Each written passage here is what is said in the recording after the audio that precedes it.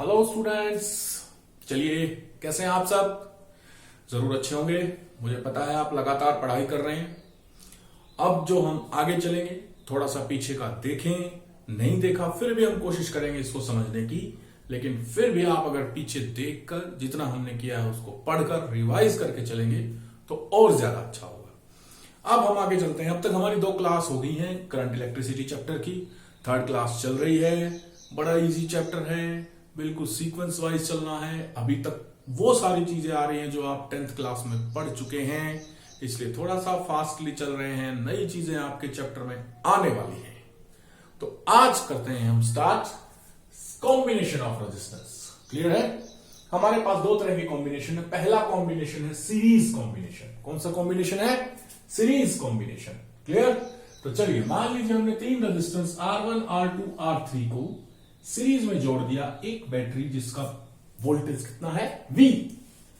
Current flow हुआ I। तो इस रेजिस्टेंस में से भी I गया, क्योंकि सर्किट में रास्ता यही है। इसमें से तीनों में से कौन सा करंट गया? I करंट गया तीनों में से। तो यहां पे हमारा सर्किट क्या हो गया? Complete.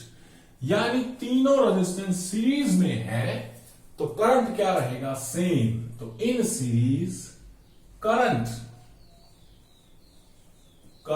Will be same. Current क्या होगा आपका? सेम। लेकिन ये वोल्टेज, ये देखिए, ये भी पढ़ने आ गया फिजिक्स। लेकिन ये वोल्टेज क्या हो जाएगी आपके पास? डिवाइड तीनों में। V1 इसमें, V2 इसमें, V3 means current will be same, potential will be divided.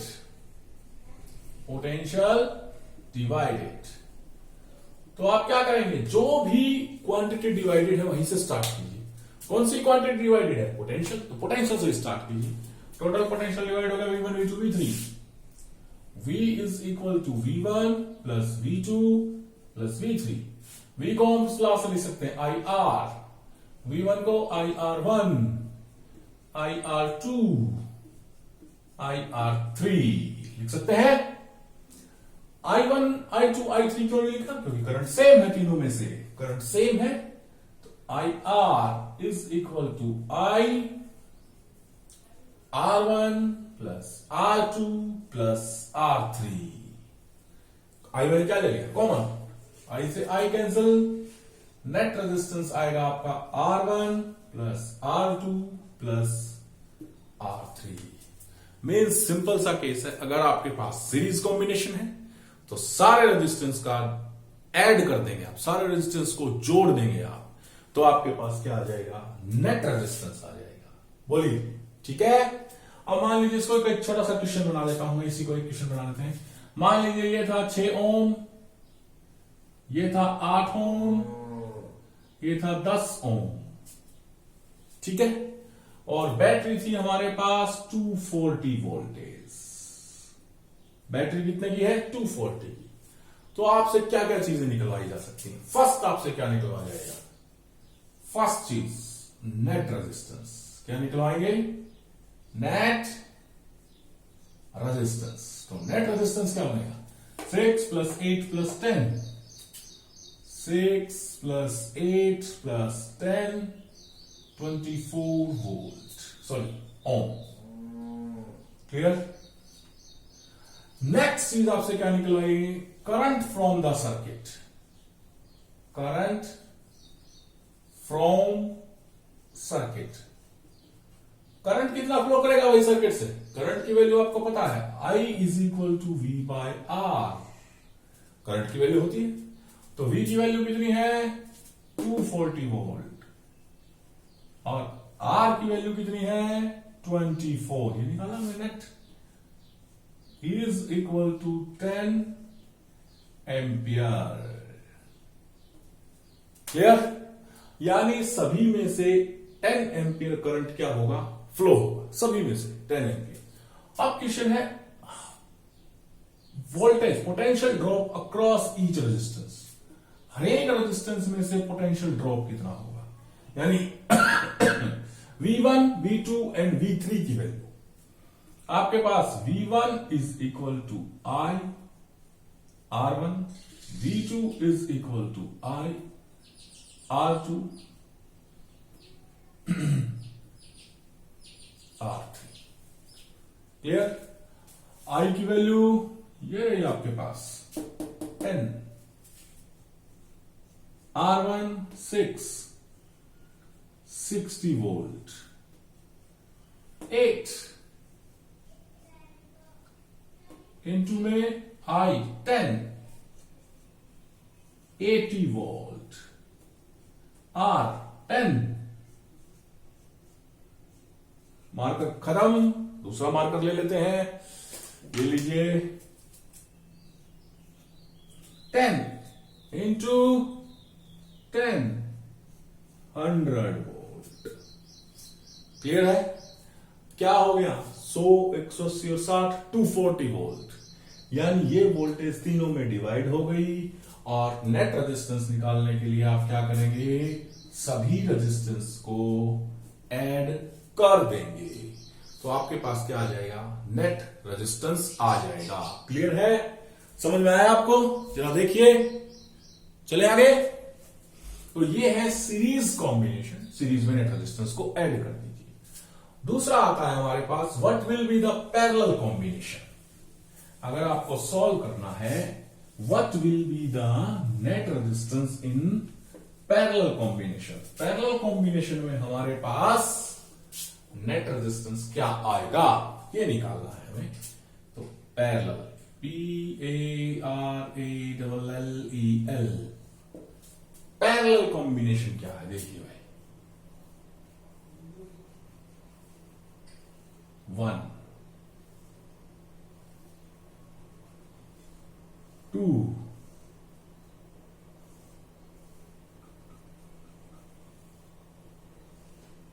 3 इनको जोड़ दिया हमने एक बैटरी से, जोड़ दिया एक बैटरी से। 3 रेजिस्टेंस आपके पास R1 R2 R3, बैटरी की वोल्टेज V। ठीक है, चलो आगे। तो आपको क्या निकालना है? नेट रेजिस्टेंस, पहला केस। अब देखिए, यहां से चला करंट I, बैटरी के पॉजिटिव टर्मिनल से करंट चलता है। इसको 3 रास्ते मिल गए, I1, दूसरा रास्ता I2, तीसरा रास्ता I3। मीन्स हमारे पास क्या हो गया? इन तीनों केस में करंट डिवाइड हो गया। वहां पर क्या था? वोल्टेज डिवाइड थी, करंट सेम था। यानी इन parallel combination I current is divided. Clear? Voltage will remain same. Voltage, ये वाली वोल्टेज तीनों में रहेगी, तीनों में voltage will remain same, potential same. ठीक है, अब इसको आगे सॉल्व करते हैं। तो मैंने कहा था जहां जो चीज डिवाइडेड है वहीं से स्टार्ट कर दीजिए। I डिवाइडेड है, I से स्टार्ट कर देंगे। I is equal to I1 I2 I3। I को लिख सकते हैं V by R is equal to, I1 को लिख सकते हैं V bye R1 plus I2 को लिख सकते हैं V bye R2 plus I3 को लिख सकते हैं V बाय R3। ठीक है, V V V V सारे भी कट गए।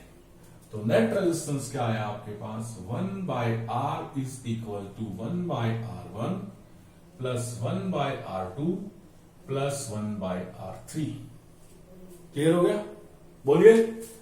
तो पैरेलल कॉम्बिनेशन में नेट रेजिस्टेंस निकालने के लिए आपको क्या करना है? सभी रेजिस्टेंस को 1 बाय करके ऐड करना है।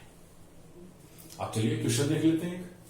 मान लीजिए आपके पास R1 की वैल्यू है 6 ओम। ठीक है, R2 की वैल्यू है आपके पास 12 ओम और R3 की वैल्यू है आपके पास 48 ओम। बोलिए। ठीक है, तो पहला काम आपको निकालना है नेट रेजिस्टेंस। दूसरा काम आपको निकालना है करंट थ्रू ईच रेजिस्टेंस, सब रेजिस्टेंस में से कितना कितना करंट गया, I1 I2 I3। तीसरा काम आपको निकालना है क्या चीज, नेट करंट कितना है I, तीनों में से मतलब पूरे सर्किट में से नेट करंट कितना है, करें। चलिए first case, net resistance, net R, इसका फॉर्मूला क्या है, 1/R is equal to 1/R1, 6 plus 1/R2, 12 plus 1/R3, 48। LCM लेंगे हम, 48 एलसीएम, 6 8 जा, 8 4 जा, 1 जा, कितना आ गया 13/48। तो R बराबर क्या आ गया, 48/13 ओम नेट रेजिस्टेंस। इसी केस अब निकालना हमें I1 I2 I3 की value. I1 will be equal to V/R1, I2 will be equal to R2, V/R2, I3 will be equal to V/R3। तो चलिए V/R1, V की वैल्यू कितनी ले लीजिए हमने, V की वैल्यू नहीं लिखी, चलिए मान लीजिए V की वैल्यू हमने ले ली थी आपके पास वही 240 वोल्ट, ठीक है। तो I1 क्या आएगा, 240/6 एम्पियर। सोल्व कर देंगे, कर देंगे आप, मुझे पता है। I2 क्या आएगा, 240/12 एम्पियर। I3 क्या आएगा, 240/48 एम्पियर। सोल्व कर दीजिए इनको, इजीली हो जाएगा, कोई मुश्किल बात नहीं है। क्लियर, बोलिए। तो आपके पास क्या आ गया, टोटल I1 I2 I3 अलग अलग करंट भी आ गया। इस तरह से आप इस पूरे सिस्टम को सॉल्व कर सकते हैं, I1 I2 I3 की वैल्यू निकाल सकते हैं। अब इनको सिर्फ हम सीरीज पैरेलल में नहीं जोड़ सकते, मिक्स ग्रुपिंग भी कर सकते हैं, बहुत सारे अलग अलग हैं, उसकी हम एक क्लास अलग लेंगे, ठीक है। कॉम्बिनेशन ऑफ रजिस्टर की एक क्लास अलग लेंगे और उसमें हम कैसे अलग अलग रजिस्टेंसेस को सॉल्व करेंगे वो पूरा एक 40-45 मिनट की क्लास लेंगे। उसमें हम आपको सारे तरीके बताएंगे हम किस तरीके से सॉल्व कर सकते हैं। क्लियर, इससे आगे चले, चलिए आगे चलते हैं।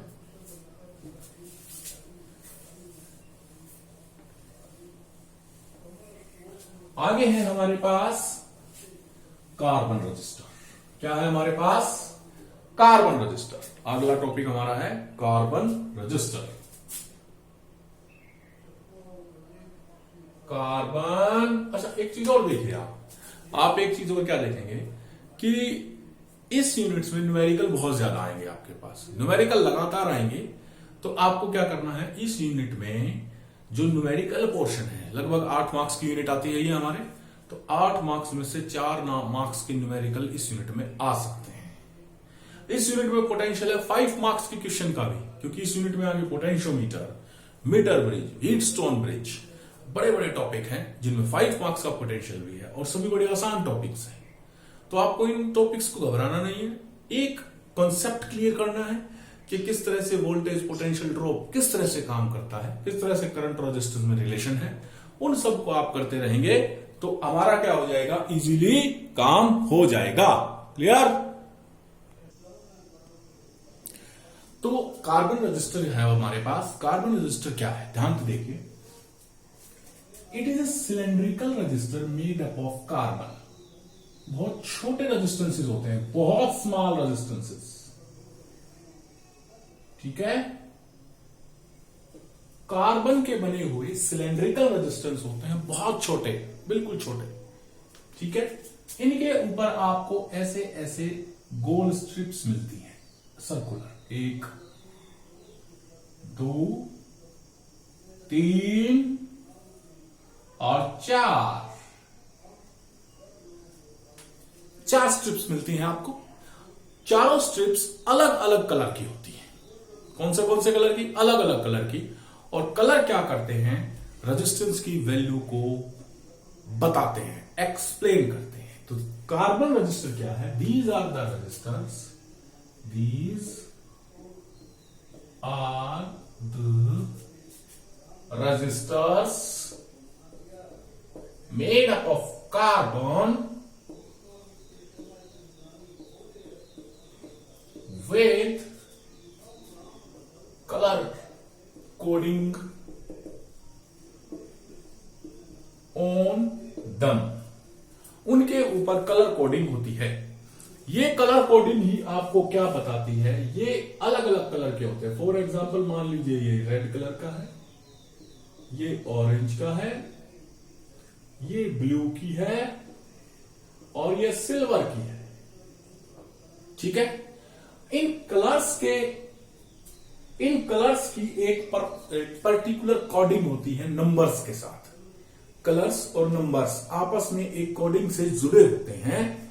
तो उन कलर्स के जो कोडेड नंबर हैं उनसे हम इस कार्बन रजिस्टर की वैल्यू निकालेंगे। क्या करेंगे? उस कार्बन रजिस्टर की वैल्यू निकालेंगे।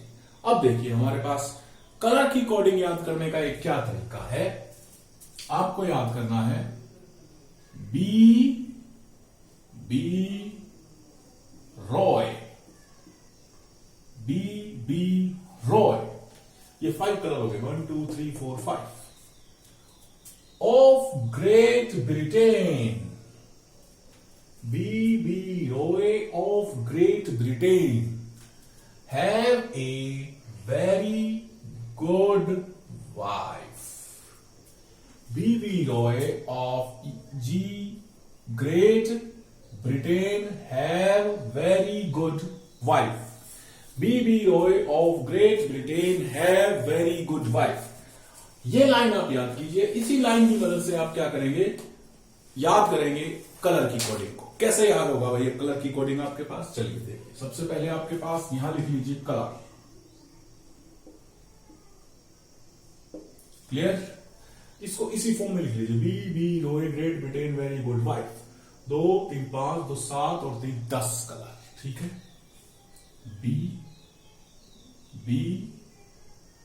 Roy, clear? Great Britain very good wife. बोलिए इसमें कोई दिक्कत है? B Roy Great Britain very good wife. Black, अब जो हमारे पास रिपीटेशन उनको ध्यान रखना है। ब्लैक ब्राउन, शुरू के 2 क्या है? Black brown. ठीक है। और लास्ट का बी क्या है? ब्लू। इन तीनों में हमें कंफ्यूजन होगा, तो इन तीनों को याद कीजिए। Black, brown and blue. अब हमारे पास 2 जी हैं। फर्स्ट जी ये वाला और सेकंड जी ये वाला। इन दोनों को कलर देना है हमें। इन दोनों के कलर में आपके पास क्या आएगा? सबसे पहले वाला जी आपका मिलेगा ग्रीन। क्या मिलेगा? ग्रीन। और फिर मिलेगा ग्रे। ठीक है। बोलिए। तो रेड, आर से रेड, ओ से ऑरेंज, वाई से येलो, वॉयलेट। अब आपके पास किसी भी कलर की पट्टी हो आपको पता चल गया है। क्लियर? तो ये तो आ गया आपके पास कलर। कलर को आप देंगे नंबर। कलर को दे दीजिए नंबर। 0 से स्टार्ट करना। 1 2 3 4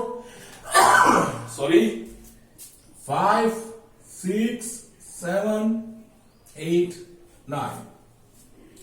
0 से चले। 10 कलर है, W है आपके पास व्हाइट। 10 कलर है, 9 तक आपने क्या कर दिया? इनको नंबर दे दिया।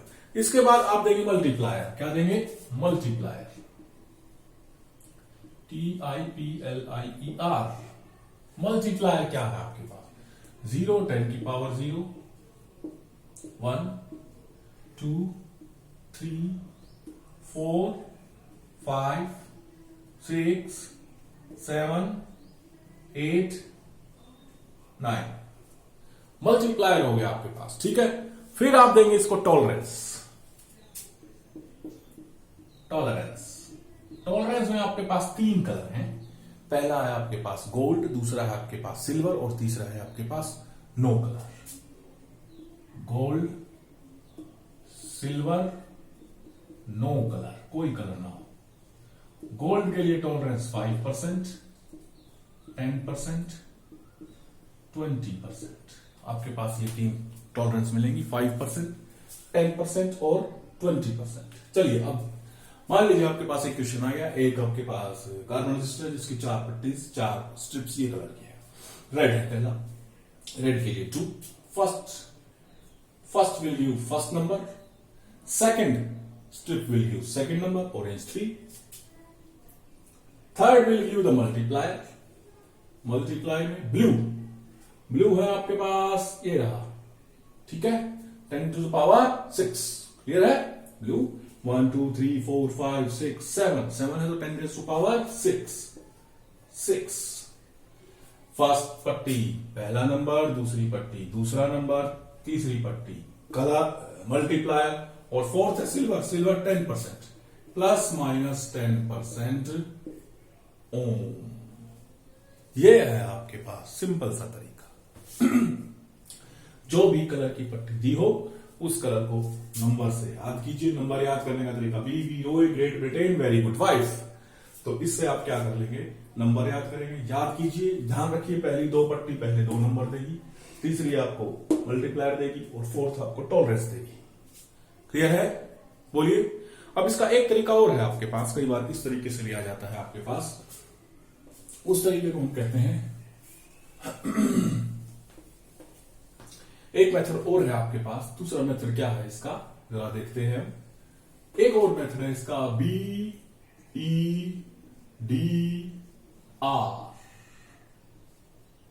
बेड आर, ये क्या है? B से बनता है बॉडी कलर, क्या बनता है? Body colour. E से बनता है एंड कलर, क्या बनता है? And colour. D से बनता है डॉट और R से बनता है रिंग कलर, क्या बनता है? Ring colour. Body colour, end colour, dot and ring colour. अब मान लीजिए आपके पास एक ये है, ठीक है, बॉडी कलर दे दिया उसने येलो,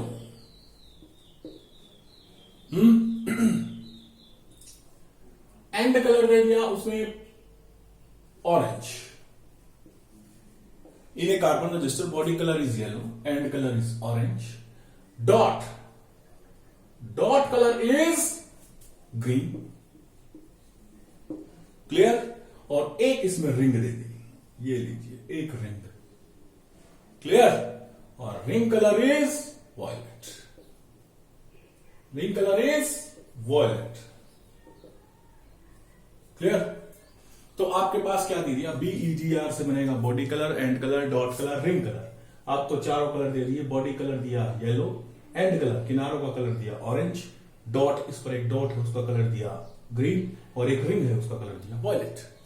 तो अब शुरू कीजिए इसी सीक्वेंस में। Body colour will give first number, body colour will give first number. Body colour क्या है आपके पास? Yellow will give first number 4, then the distance R will be equal to 4। बाद में and colour E, and colour आपको क्या देगा? Second number. End colour क्या है आपका? ऑरेंज, देगा 3, दूसरा नंबर। तीसरा आपका क्या मिलेगा? डॉट कलर, D से डॉट कलर मल्टीप्लायर देगा आपको। डॉट कलर क्या है? Green 10 raised to power 5, 10 raised to power 5 green, ठीक है। और बाद में आपका फोर्थ क्या है? रिंग है आपकी, रिंग मान लीजिए, सॉरी वॉयलेट की बजाय मैं एक बार चेंज कर देता हूं। रिंग मिलेगी टॉलरेंस में से, रिंग दे दी आपको सिल्वर की। कितने की दे दी? कौन से कलर की दे दी? सिल्वर की। सिल्वर कितना है? 10%, प्लस माइनस 10% ओम। ये क्या आएगा आपका? रेजिस्टेंस आएगा। किस मेथड से? Body colour, end colour, dot colour, ring colour. Body colour first number, end colour दूसरा number, body colour first number, end colour दूसरा number, dot colour multiplier 10 raised to power वाला, और रिंग कलर टॉलरेंस। क्लियर है? बोलिए, आया समझ में? मान लीजिए वो यहां से रिंग कलर को गायब कर दे, कहे कि देयर इज नो रिंग, कोई रिंग ही नहीं है, देयर इज नो रिंग, यानी आपके पास क्या आ गया, नो कलर, कोई कलर नहीं है, कोई रिंग नहीं है, तो सीधा आप क्या लिख दोगे 20%। क्या लिख दोगे 20%, सीधा लिख देंगे क्योंकि नो कलर। क्लियर। तो इस तरीके से आप क्या कर सकते हैं, सॉल्व कर सकते हैं किन क्वेश्चंस को, जो हमारे क्वेश्चन सामने किसके हैं, कार्बन रजिस्टर के। ठीक है, आगे चलिए नेक्स्ट टॉपिक, बहुत इंपॉर्टेंट टॉपिक, पेपर में बहुत बार आता है, बहुत ज्यादा बार। BB ROY Great Britain very good wife को आप याद रखेंगे, BEDR बेड को आप याद रखेंगे, और इन्हीं से कार्बन रजिस्टर की कलर कोडिंग होगी।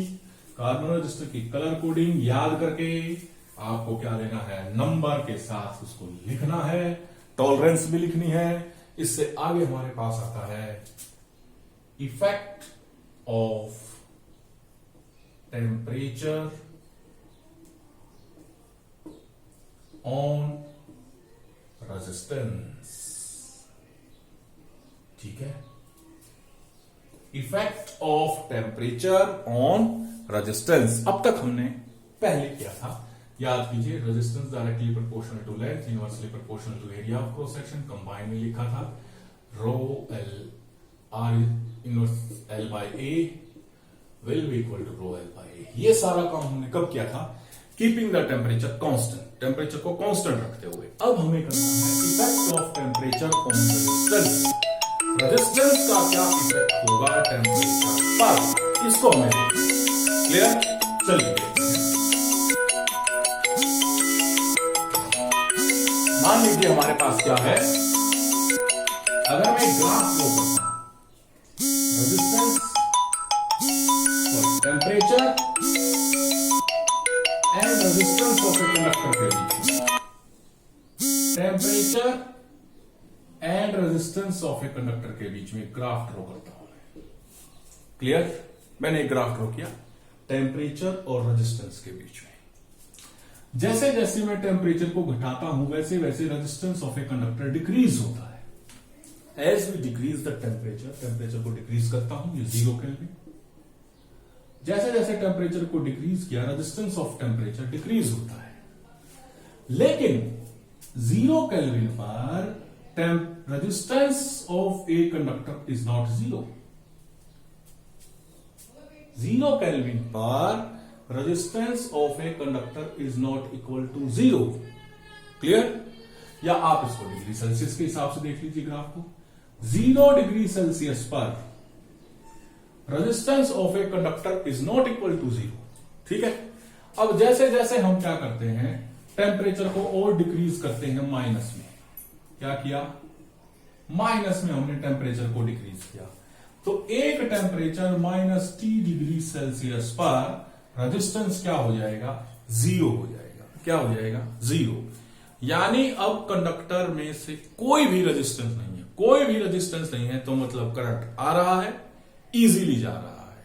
अब कंडक्टर नहीं रहा, क्या बन गया, सुपर कंडक्टर बन गया। क्या बन गया, सुपर कंडक्टर। ठीक है, तो हम क्या लिखते हैं, if we draw a graph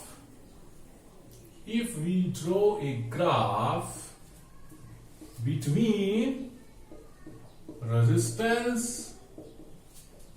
and temperature, then तब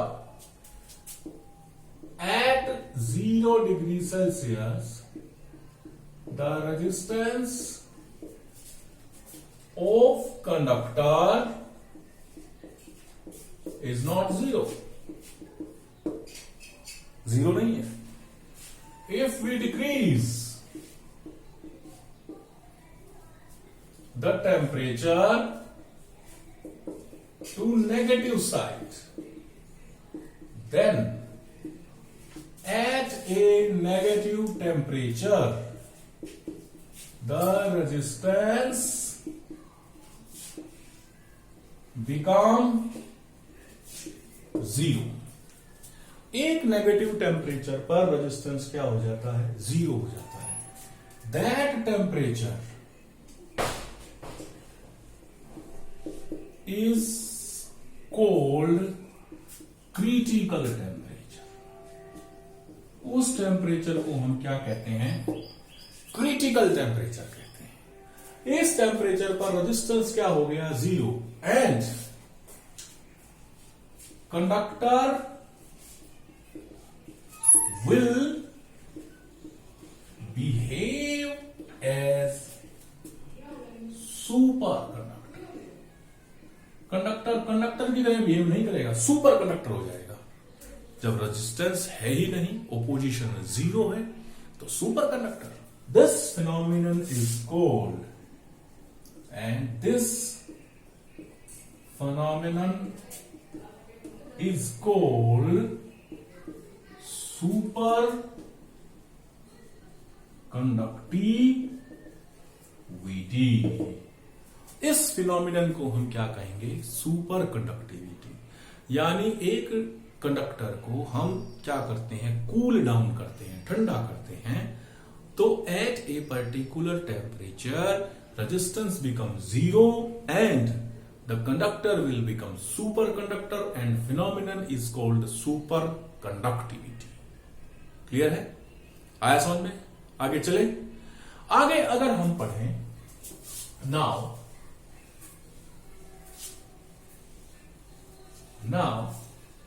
let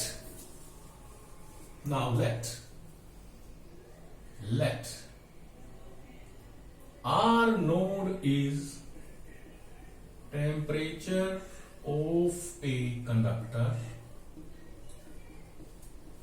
at T is equal to T1। किसी टेम्परेचर T1 पर R नोड टेम्परेचर का कंडक्टर का क्या है? सॉरी, टेम्परेचर नहीं, resistance of a conductor at T is equal to T1। अब हमने क्या किया? उस कंडक्टर को हीट अप कर दिया। As we heat up the conductor, आपको पता है हीट अप करने से क्या होगा? टेम्परेचर बढ़ जाएगा। Let RT is resistance at T is equal to T2. Clear? Then change in resistance is equal to RT minus R naught। Change in resistance कितना हो जाएगा? RT minus R not. Change हो गया। Temperature कितना change हुआ? पहले T is equal to T1 था, बाद में आपने हीटअप कर दिया, गर्म कर दिया, यानी टेम्परेचर बढ़ गया। टेम्परेचर बढ़ गया तो T2 आ गया। ठीक है? हमें ये नहीं पता ये change in resistance RT minus R not positive है या नेगेटिव, यही तो हमें पता लगाना है। ठीक है? तो राइज इन टेम्परेचर कितना हो गया? Rise in temperature T2 minus T1। Now, change in resistance is directly proportional to initial resistance।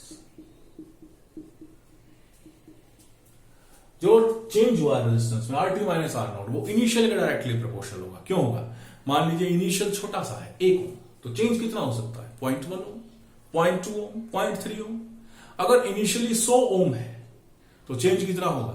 1 ओम, 2 ओम, 4 ओम, 5 ओम। यानी चेंज उतना ही बड़ा होगा अगर इनिशियल जितना ज्यादा होगा, है ना? अगर शुरुआत में छोटा सा है तो क्या चेंज होगा?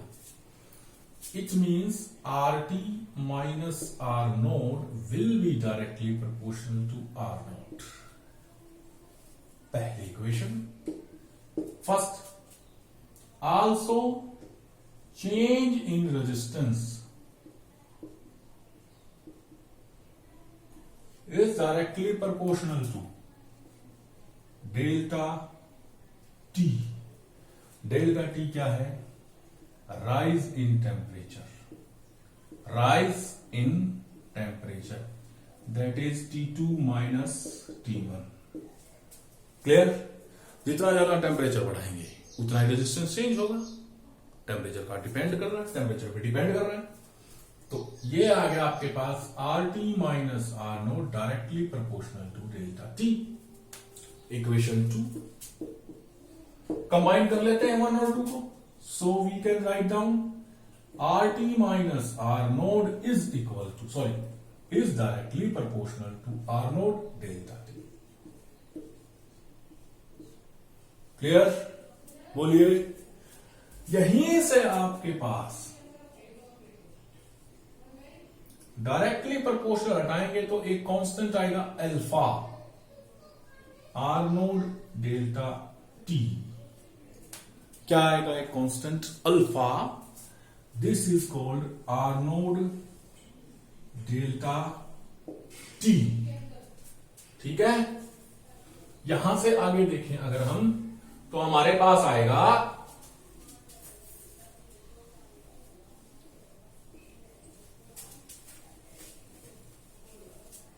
यहां से RT minus R node is equal to alpha R naught delta T. What is this alpha? Directly proportional उठा के हमने alpha लेगा. Alpha is temperature coefficient of resistance. Alpha क्या है? Temperature coefficient of resistance. यहां से alpha क्या आ जाएगा? Alpha is equal to RT minus R naught upon में ये क्वांटिटी नीचे आ गई R naught delta T. Clear? तो R नोड डेल्टा T आ गया डिनोमिनेटर. यहां से अल्फा को हम डिफाइन कर सकते हैं. क्या डिफाइन करेंगे? Alpha is equal to change in resistance. ये तो चेंज इन रेजिस्टेंस है पर यूनिट ओरिजिनल रेजिस्टेंस है ना, पर degree rise in delta T. So alpha, temperature coefficient of resistance, is defined as change in resistance per unit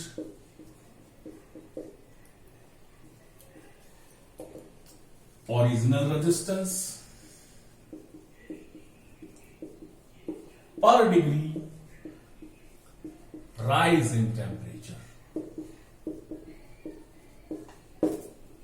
ये क्या आ जाएगा? अल्फा की डेफिनेशन आ गया आपके पास. Change in resistance per unit original resistance per degree rise in temperature. Unit of alpha क्या होगी? ऊपर है रेजिस्टेंस, रेजिस्टेंस की यूनिट ओम, नीचे भी resistance ohm, temperature kelvin, ohm से ओम गया kelvin, minus this is temperature coefficient of resistance, unit is kelvin minus 1. ये temperature coefficient of resistance alpha, ये हमें बताएगा कि कंडक्टर का इंसुलेटर का, सेमीकंडक्टर का रेजिस्टेंस टेम्परेचर के साथ कैसे वेरी होता है. चलिए देखते हैं हम कैसे वेरी करेंगे. करें now.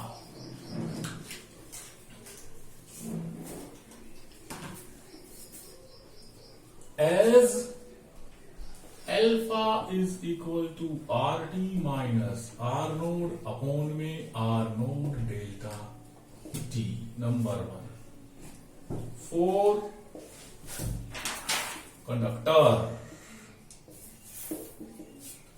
कंडक्टर के लिए भैया, for conductor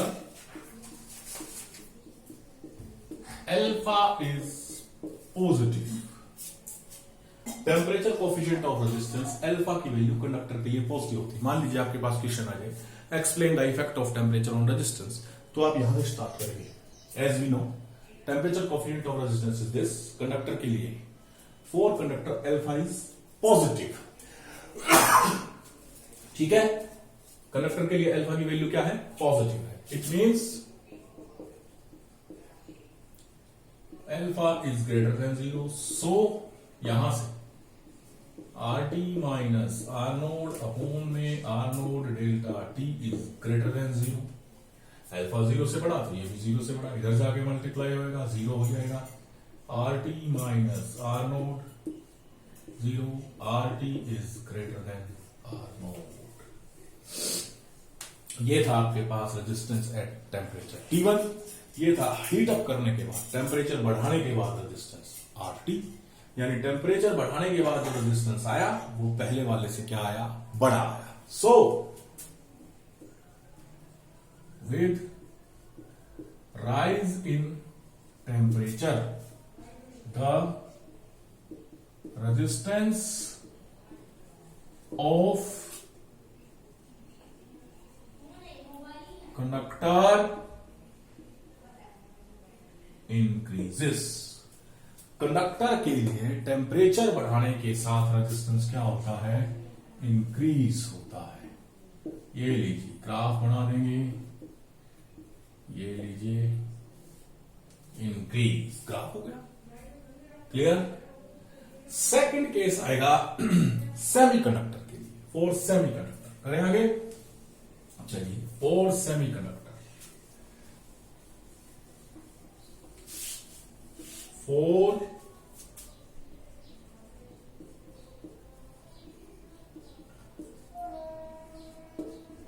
semiconductor, for semiconductor alpha is negative, negative होते हैं it, so it means alpha is less than 0।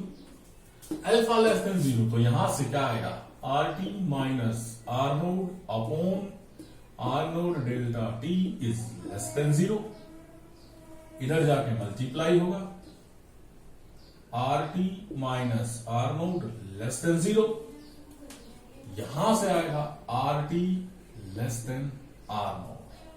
अब क्या हुआ, टेम्परेचर बढ़ा तो रेजिस्टेंस क्या हो गया, डिक्रीज हो गया। For semiconductor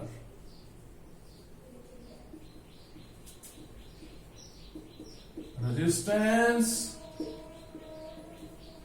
decrease with increase in temperature। Resistance decrease हो गया भाई with increase in temperature, resistance temperature ये लो भाई डिक्रीज हो, क्लियर। कंडक्टर के लिए with increase in temperature resistance increase, semiconductor के लिए with increase in temperature resistance decrease. Third case है आपके पास फॉर इंसुलेटर। थर्ड केस क्या है आपके पास, for insulator. Third is for insulator. चलिए फॉर इंसुलेटर देखते हैं। Alpha nearly equal to 0, alpha nearly equal to 0, तो हमारे पास ये क्या रहेगा, RT minus R naught upon R naught delta T nearly equal to 0 आ जाएगा। इधर मल्टीप्लाई करेंगे क्या आएगा आपके पास, RT minus R naught nearly equal to 0, RT nearly equal to R naught. यानी इन इंसुलेटर टेम्परेचर के साथ रेजिस्टेंस लगभग क्या रहता है, सेम रहता है। क्या रहता है, सेम। ये लीजिए बन गया, क्लियर है, बोलिए, आया समझ में, बन गया, क्लियर।